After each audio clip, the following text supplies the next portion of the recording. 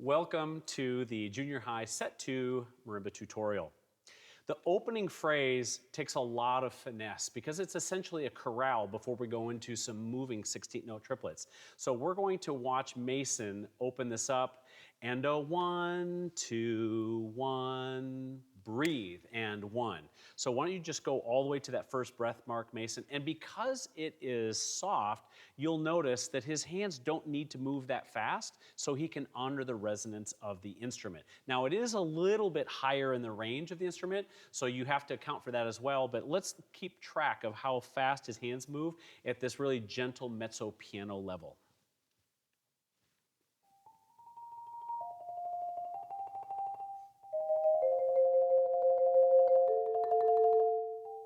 Beautiful. And of course, as he crescendos all the way to the mezzo forte, his hands do increase in terms of speed to honor the intensity and the resonance of the instrument. Now, as we go on, we have some language. It's essentially in the key of B flat, but we definitely borrow from other chords here, some F major, even some F major dominant qualities here for the band directors to use that as a teaching tool for your students. But students, you're going to watch how Mason does not play the tenutos real strong. A tenuto, in my best estimation, is a very gentle stress outside of the context of something else. So if I'm going to play normal notes here, and I add a tenuto,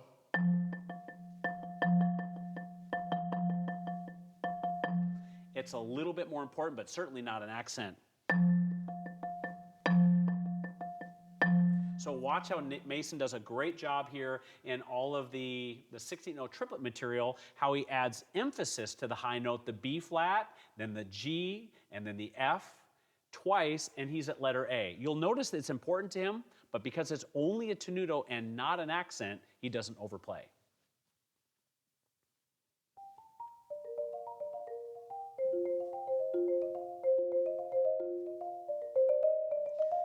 And just because the natural velocity, da, ga-do-ga-da-da, ga-do-ga-da-da, he's bringing out really naturally. Great job, Mason. So now, you've probably noticed by now, at letter A, we have a metric modulation. So all of those 16th note triplets now become the new 8th note triplet there at letter A, and then there's some doubles in there, triplet, triplet, triplet, triplet, triplet, double, let's stop. So you're gonna see those patata stickings. Can you play A to B for us, Mason?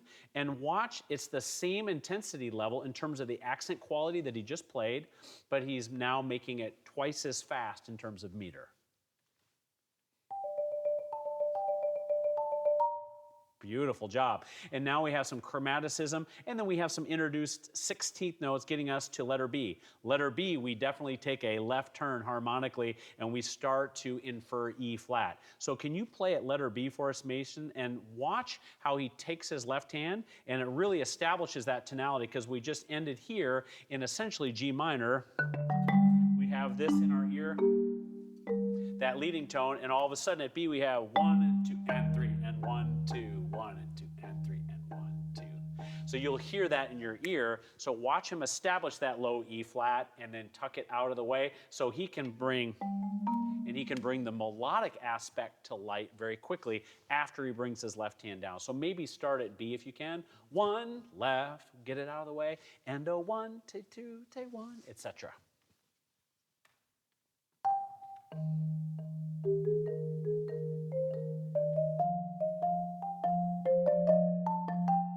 Beautiful right there. So you can see that his left hand was still providing context and it was driving us. It never once got louder than his right hand. Great job, Mason. Now we come back to the letter A quality of the metric modulation, but now it drives us into some spatial octaves and then drives us all the way to the end. So in terms of technique, nothing different than what you've already been asked to do, students. But again, I want to make sure and continue to come back to this throughout all of our video series. The way that we honor our percussion instruments is to, number one, honor rhythmic integrity first. Our Y-axis playing great rhythms and making the feel and the character of the music speak first.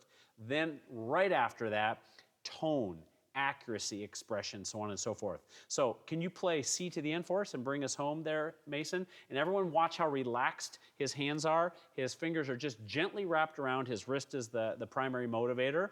And he's thinking about all the way to the end goal there to end us up in B flat.